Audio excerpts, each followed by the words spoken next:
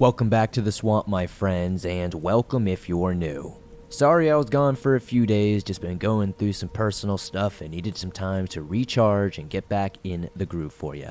Today, we're going to be sharing some creepy and downright strange state park and camping horror stories sent in by viewers just like you. As always, if you have a story that you would like to share in a future episode, be sure to submit your story at swampdweller.net or the email you can find in the description down below.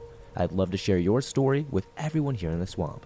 Now, be sure to like this video, subscribe if you're new, and get ready for creepy and downright strange state park and camping horror stories that'll freak you out tonight. Paranormal Experience in Fort Robinson State Park by WonderBread421. For those unaware, Fort Robinson State Park is in the northwest corner of Nebraska, in the Chadron area, and is a stone's throw away from Toadstool National Park. It is the site of several bloody conflicts between the U.S. forces and Native Americans. It is the location where Chief Crazy Horse was murdered. My family has gone there every year for 30 plus years for a family reunion, and each has their own stories of the location's paranormal activity. These are my stories. When I was between 7 and 10 years old, I don't remember exactly how old I was, but my family thought it would be fun to take me snipe hunting. The whole family was in on the joke, and one even took me nearby to this natural museum to get the book on birds. Anyway, night falls and we make our way down to an area of very tall grass near Soldiers Creek with my bag and stick and string tied to it. Now, my mother wouldn't let my brother just leave me out there all alone. I was glad she didn't, so he and his friend stayed with me. As time passed, I heard crinkles in the bag, and I pulled my stick. We clamped the bag shut and began to return to the cabin where we were staying. We went along the dirt road used for maintenance and some of the park's attractions. We stopped and looked at the right side of the road, where we thought we saw one of the adults waiting for us. It had a perfect outline of a head and shoulders, but looked like it was made out of gray mist. It was dark, so we just thought that it was hard to make out their features. So we called out to them, saying, "Hey, we're heading back to the cabin." It didn't move though, so we sat there for a moment trying to get their attention, trying to get them to come to us. When I finally said, "Oh, that's probably a no trespassing sign or something, it's probably not actually a human being," my brother's friend turned on his flashlight, shined it down the road a little bit, and said, "No, that sign's over there." In the beam of his flashlight was the sign. He shined his light on the figure, which was just a gray mass. We booked it back to the cabin, and when we got there, we told everyone what we saw. There was a mixture of them believing us and some dismissing it as our imagination. Fast forward to me now, at 12 or 13. I had a Verizon NV3 phone at the time that had the recall because its battery was slightly too minor, and if you shook it just right, the phone would shut off because the battery disconnected. Anyway, my cousin and I were messing around on the 3rd floor of the house we were staying in. It would have been the maid quarter while it was first in operation, and I was recording us doing some stuff on my phone. It was acting weird as if the video had substantial black spots. It skipped around like it was lagging, and later that day, we recorded something outside, and everything was absolutely standard. Overall, it was a very paranormally active location that has unfortunately never been visited by ghost hunter type people that I know about. I'd love to see a show go there one day, because I'm sure they would get some legitimate evidence. Creepy Camping in Kokee State Park by Anonymous. I recently went camping with my family at Kokee State Park in Kauai. We stayed in a cabin on state property because my uncle does something with wildlife. Couldn't really tell you what, I never really asked him.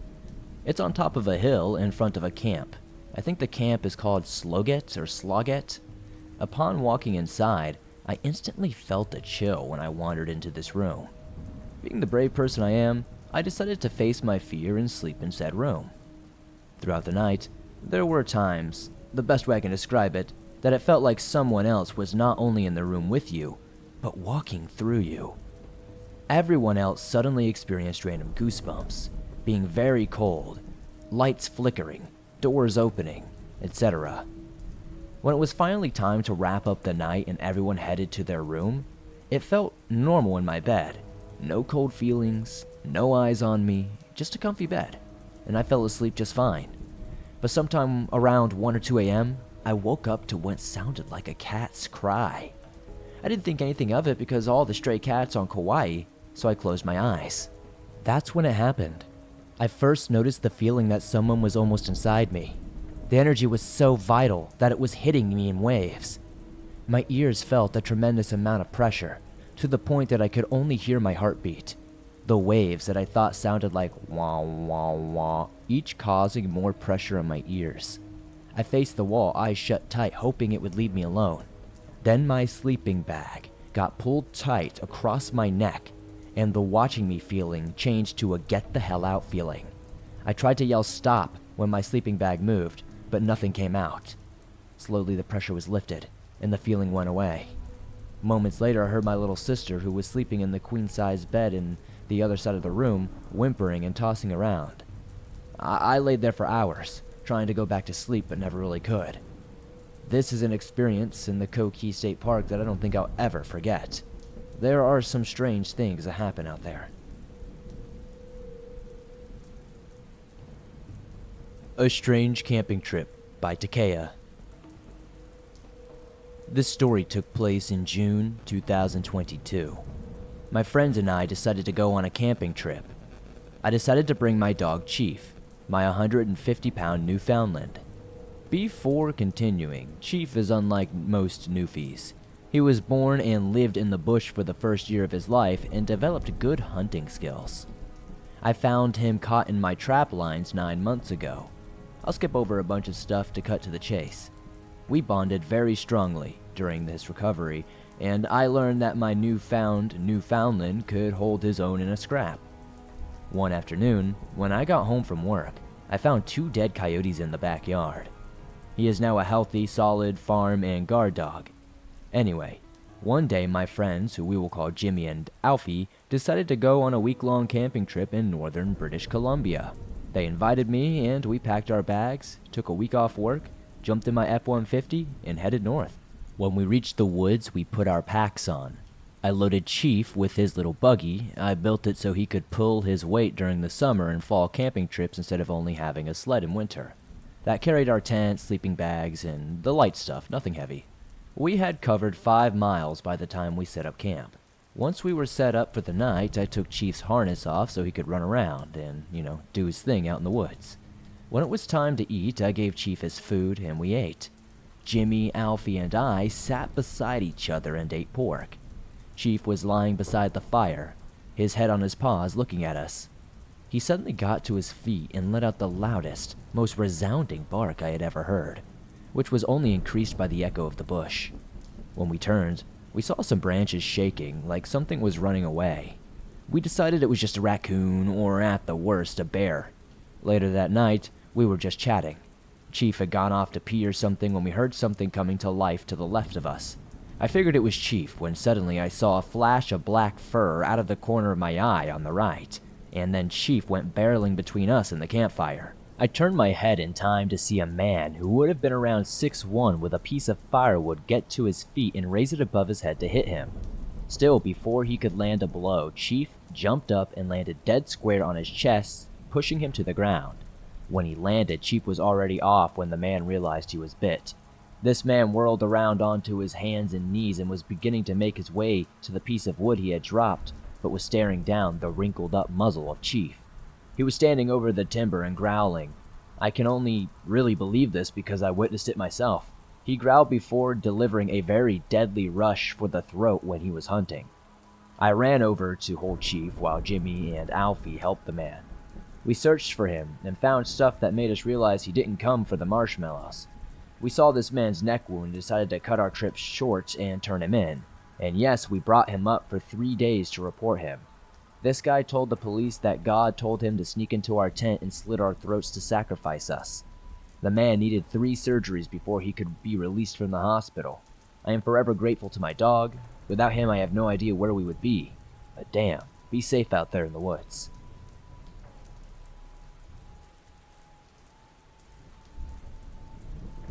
In the fall of 2016, a friend and I decided to go hiking late in the afternoon in a densely wooded wilderness area in a state park in the mountains not far from Fayetteville, Arkansas. My friend Rick was close to 60 at the time and recovering from a triple bypass he had undergone around 16 months earlier. We had been hiking this and other trails for about a year following his operation to strengthen his cardiovascular health. That day, a weekday, I hiked with a bottle of water, my wallet, and my keys, but nothing else.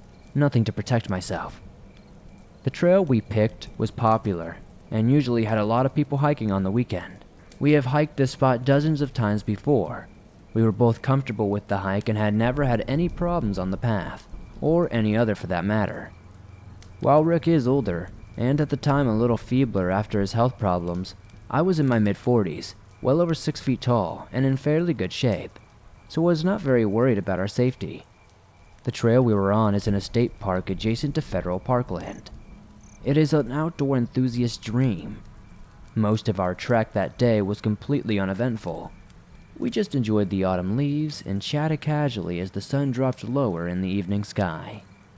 We had seen nobody else that day, which was probably to be expected given that we chose to hike late afternoon on a weekday. We had completed about 4 miles of the 6-mile loop, and up to that point, it was an uneventful time as any other. On our way back to the car, and about 2 miles away from the parking area, we spotted someone. We saw them through an opening in the trees. I saw a young woman, probably a college student on the trail ahead of us, moving in our direction. At first, I paid her extraordinarily little attention. As the distance between us disappeared, that changed. I did not know her, so I could have been mistaken, but there was something about her posture and expression that just seemed off. As she got closer, it struck me that she had a semi-panicked look on her face as she was moving quite quickly. She was in athletic gear, so maybe she was just booking it for some cardio. She occasionally turned her head and stared over her shoulder though. I followed her eyes and eventually noted another human about 50 yards behind her walking up the path through the trees. This second woman was not wearing any hiking gear. In fact, her clothing struck me as totally inappropriate. It was a warm afternoon, and we were well inside a wooded state park, a couple of miles from any homes, but she was wearing semi-formal, offish casual attire and a light jacket. I thought the clothes must have been second-hand because they were tattered, ill-fitting, and did not look washed at all.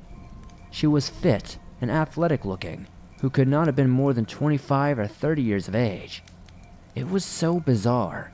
The clothes were wrong for the trail, and they were wrong for someone her age.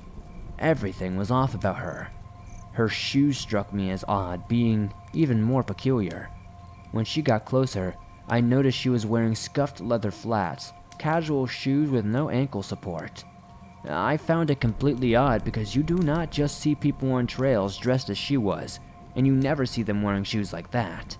My hiking partner, Rick, had not noticed anything apparently, as he was completely involved in the conversation and just kept on talking. The second woman briefly glanced up and made eye contact as she neared us. The alarm bells went off in my head like no other. There was something in her eyes that made me feel uncomfortable.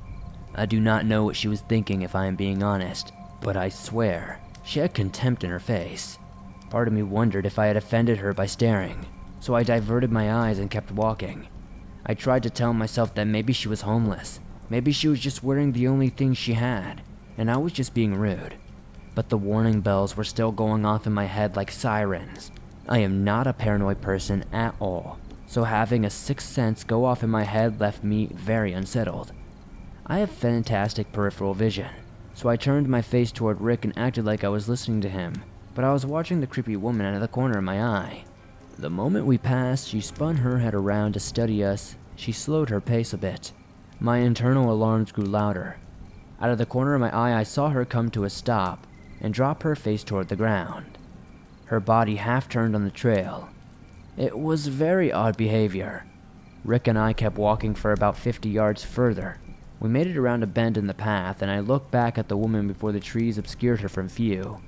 She was just standing there, Her face was down, but she was staring a hole through us in the corner of her eyes. That was the first time I realized that I could not see her hands. One was inside her jacket pocket, and the other was hidden from my view on the other side of her body. It creeped me the hell out.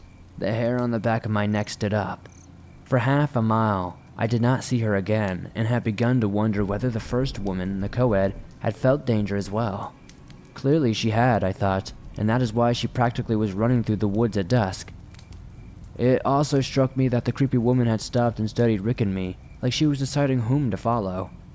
We were not moving as fast. We were walking as quickly as Rick could manage, and he was clearly feebler than the co-ed. Those thoughts amped up my senses, and I still felt uneasy, so I periodically checked behind us.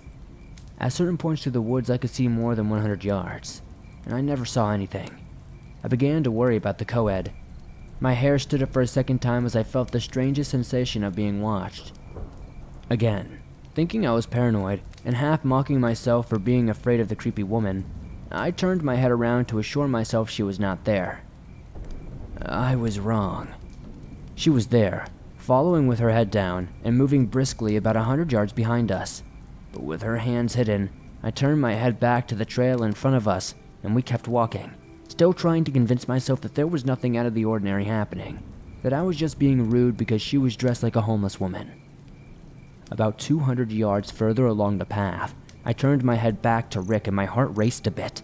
She closed the distance by half or more. Each time we would walk around the bend and the woods obscured her location, she would emerge much closer to us on the next opening. I told myself that I was just being paranoid, but nevertheless trying to get Rick to pick up his speed just a little bit. By this time he was clearly aware that we are being followed, and he was uncomfortable as well, though to his credit he did keep talking. With a half mile to go before we reached the parking area, I turned my head once again and she was just 10 feet behind us. I had not seen or heard her get that close, and it freaked me out. I literally jumped out of my skin. One of her hands was in her pocket, and the other was behind her back. I got the distinct feeling that she had a weapon of some kind, and that she had no fear of me even though I was considerably taller, albeit several years older. There was no mistaking her demeanor. She meant to do us harm, or at the very least she intended to intimidate us. I weaved my car keys between my knuckles in my right hand. I handed my water bottle to Rick, and made an obvious fist with my hand. With a half mile left in our hike, I thought to myself, if this is nothing, she'll pass us and move on, as clearly she is moving a lot faster than we were. I was accustomed to people overtaking us when I walked with Rick, but she did not pass, and never acted like she knew we were there, which was the creepiest part. I kept my head turned toward her as I walked and tried to get her to make eye contact, but she did not look me in the eyes at first. She kept acting like neither Rick nor I were there on the path, just a few feet ahead of her. She had slowed to follow closely behind. I was completely unnerved and that made me angry. I wanted her to see how upset I was, and to convey with a look that messing with me was a mistake. When she finally did make eye contact with me, I glared with clenched fist. There was an instant where I could not read her expression. She was simply blank, but as she studied my face, she appeared to be simultaneously agitated and a little less confident.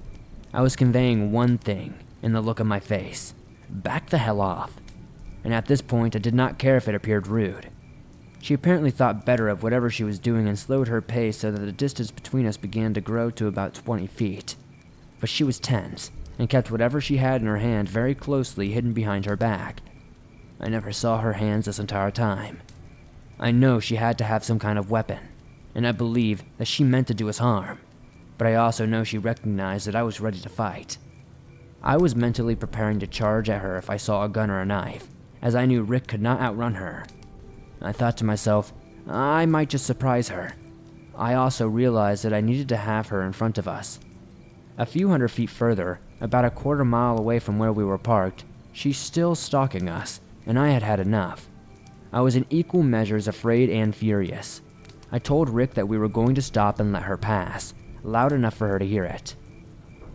Just as I was getting ready to stop on the trail and make her walk in front of us, she veered into a small clearing, plowing through the waist-high brush, crossed a ditch, and scurried through a tree line of trees to a road that ran through the woods and between the main road and the parking area. I kept my eyes on her the whole time. She had a car. It was parked alongside this little service road, partially hidden by shrubs, not in the parking lot. The last time we made eye contact just before she climbed into her car, it was clear from her expression on her face she was incredibly angry. I glared at her, expressing my own anger, but kept walking. When her car started and she drove away, Rick got quiet before asking me, what in the hell was she doing? Did she have a gun?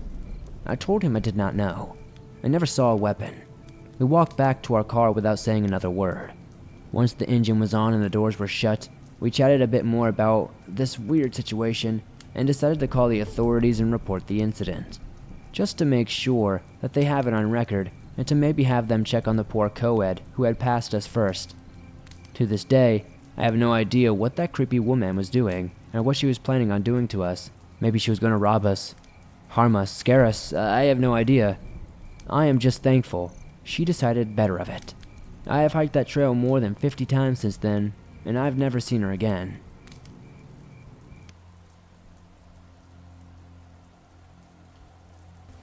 Hi Swamp Dweller, my name is Seth.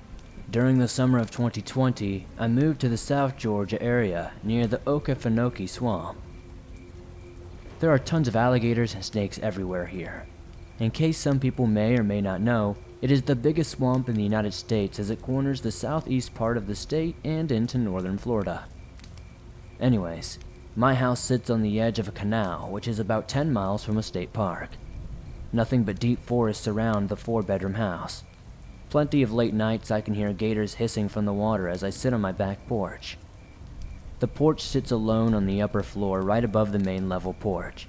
It has no stairs, so I'm at a safe distance away from any of the wild predators that could be lurking around, like black bears, coyotes, hogs, and from what I hear, the occasional jaguar. One night I am on the porch having my second beer, and I hear something from an echo. It was coming from the water and it sounded like a loud wailing creature. I thought to myself, this is fresh water. What on earth would be in the swamp that could sound like that? Is there something in the swamp that I don't know about?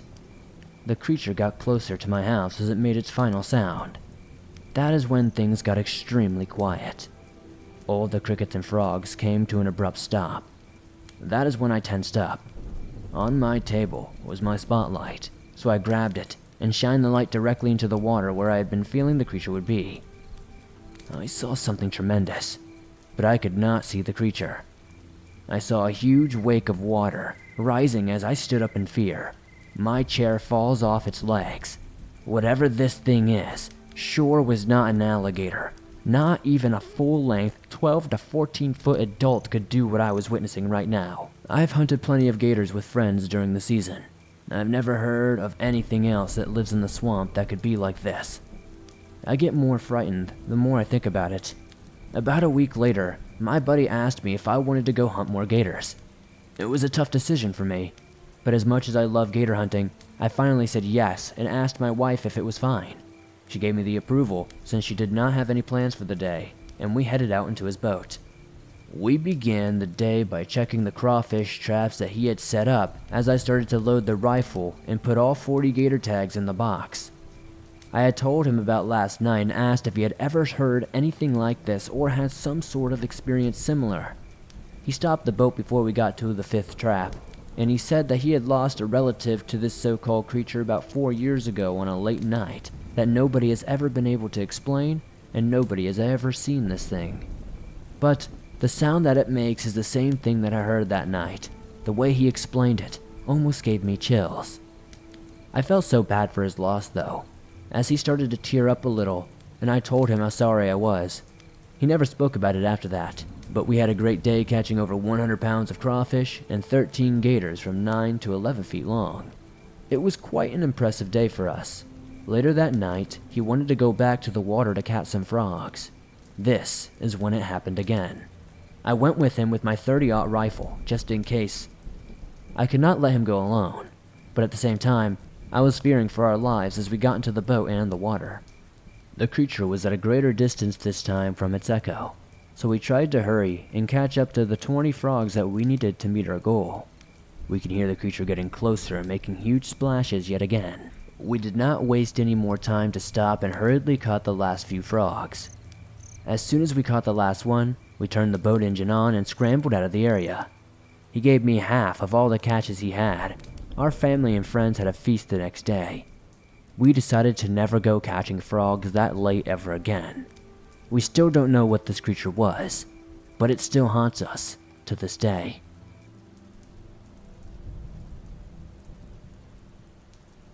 This story takes place in May of 2016.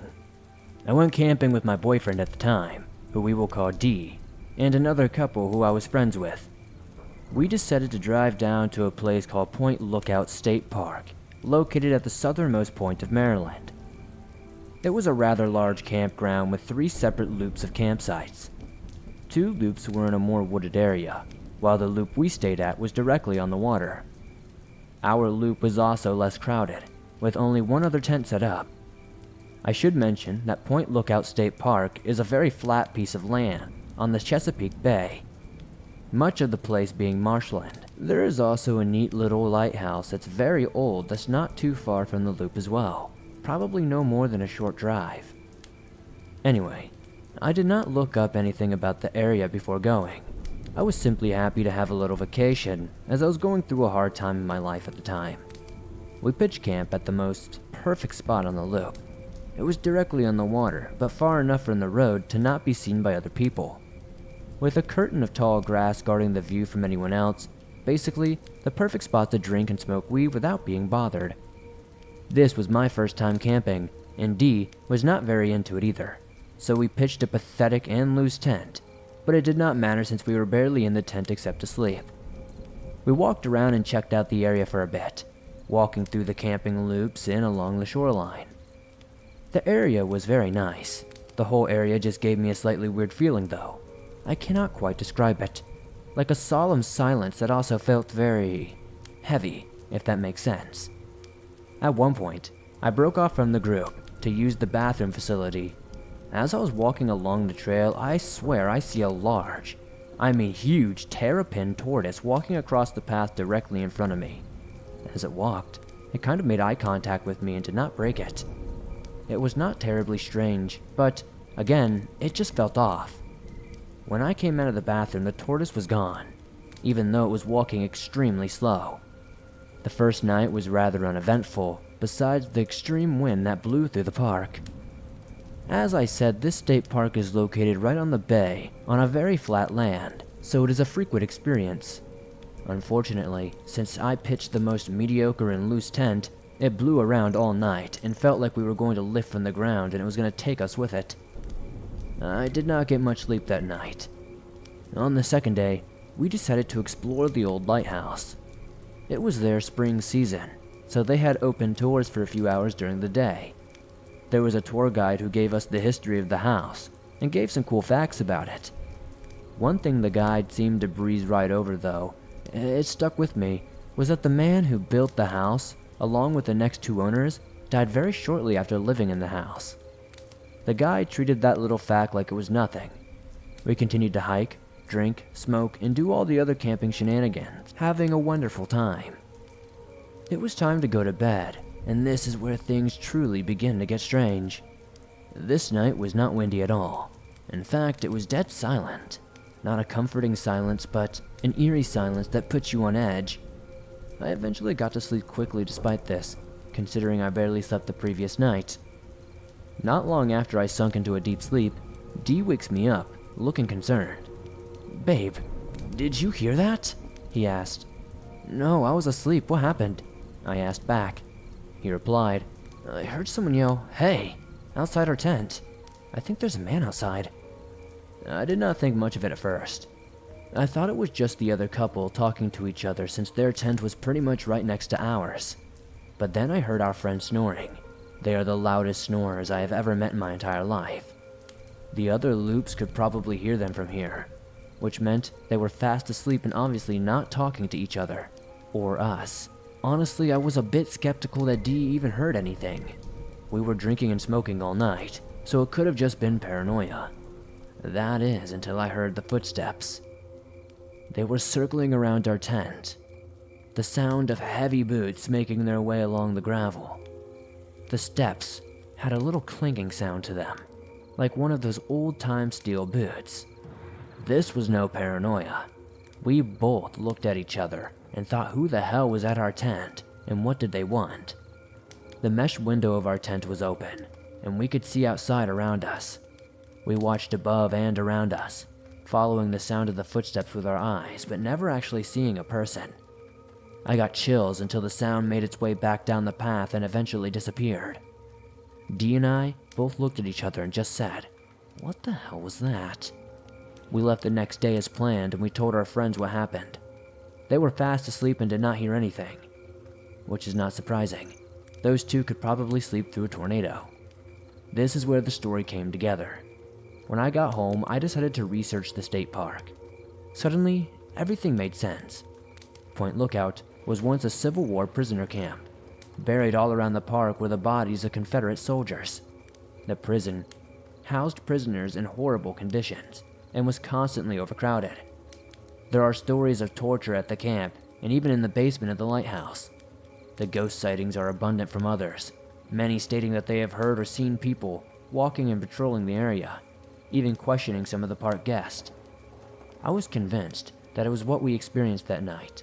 The sound of heavy boots and the loud "hey" seemed to match the other descriptions. There are also stories of people seeing a woman walking along the shore of the beach. She comes up and asks people where her headstone is and if they can help her find it. Turns out, there was a woman who was buried in a nearby cemetery whose headstone was in fact stolen. It was found in a hotel in Washington, D.C. some 50 years later and was never put back. I can only assume that she is going to walk the shoreline until they put it back if they ever do. Anyway, I really want to go back now that I know the history of that park. For anyone who has been to Point Lookout, have you ever experienced anything strange there? I would love to hear some more stories. Thanks for sharing my story on your show.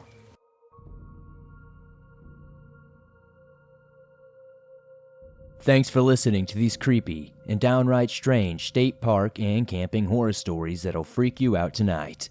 If you enjoyed this episode, please be sure to hit that like button and drop a comment down below because it helps YouTube push this to more eyes.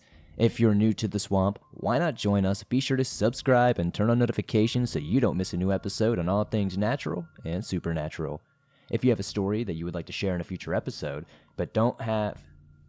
If you have a story that you would like to share in a future episode, be sure to submit them at swampdweller.net or the email you can find in the description down below. You can also submit them on Reddit at r/thedarkswamp. I'd love to see your story and potentially share it with everyone here in the swamp.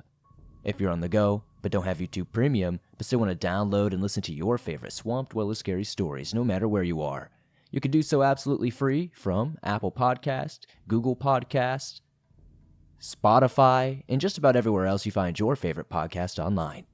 Thank you guys so much for supporting the swamp the way you do.